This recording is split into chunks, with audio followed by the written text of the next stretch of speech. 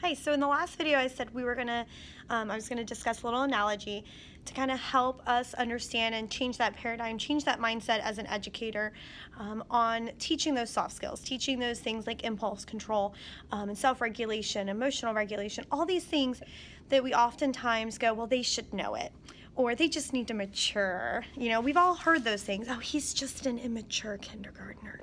And just kind of leave it at that. Oh, they'll take some time. And that's absolutely true. But I like to think about it in terms of language acquisition.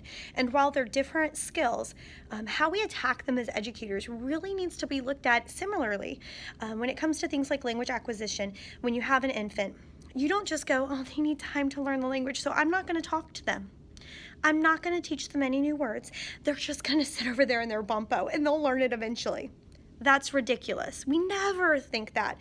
We go, that baby takes time to learn this skill, to learn to speak. So it is my job as an educator or as a parent, as a grandparent, as a concerned individual with these children to really speak with that child, to teach them through serve and return and various language components. So for example, if I was teaching an infant the word ball, we would do something like have a ball week, right? We would bring in balls. We'd bring in different kinds of balls. We would talk about balls. We would throw balls. We would toss balls. And we'd go, oh, look at that ball. Do you see that ball?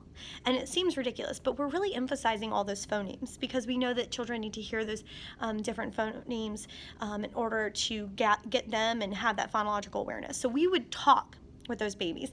And when those babies go, I would go, yeah, that is a ball, isn't it? You like that ball. Do you like that ball? Do you want the ball? You want the ball? Yes, you do. And when they finally go, bah, or bah, bah, bah, we get so excited, don't we? And we go, you said ball, that's right, that's a ball. Now, did they really say ball? No. But did they get close to saying ball? They made that incremental move towards mastery. And we get very excited and we clap our hands. We go, yes, you said ball. Yes, you did. You're no cute patootie, aren't you? You said ball. You want the ball. And that's what we need to start doing with those social emotional skills. We really need to think on, hey, this child's impulsive. And instead of writing it off and going, they'll learn that with age, we need to think how at this age, how at this stage, can we now scaffold that child's learning? How can we assist this child in mastering those skills? We shouldn't just write them off and say they'll learn them eventually. It's true they will learn them through exposure to some extent, but if we really want our society as a whole to have better social and emotional awareness, and just turn on the news any day, as I record this, we just had another mass shooting in Texas, and we just recently had the shooting in Las Vegas, and even in my local hometown here, a police officer was shot yesterday.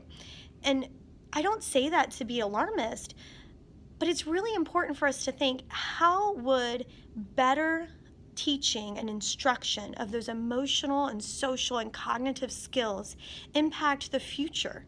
How would that impact the citizens we'll have in 5, 10, 15, 30 years? And how do you as an individual plan to help those things? You know, it's one thing to sit back and complain about those things, but how can you as a mother, a grandparent, an auntie or uncle, a teacher, any kind of person that interacts with a child, how are you assisting them in getting those skills?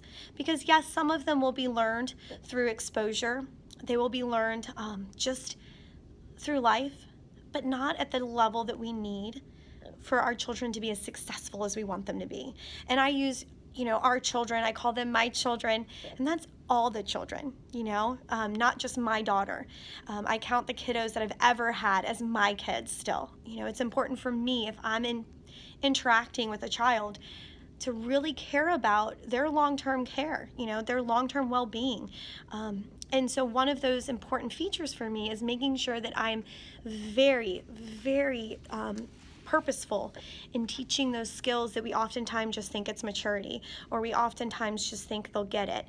And while yes, that is the case too, that they will develop some of these brain structures over time, it's also important for us to help them with that, okay? So I just like to share that analogy of learning to speak as a tool for us to think and change our own mindset on teaching those social emotional skills. So hopefully you've kind of thought about it a little bit.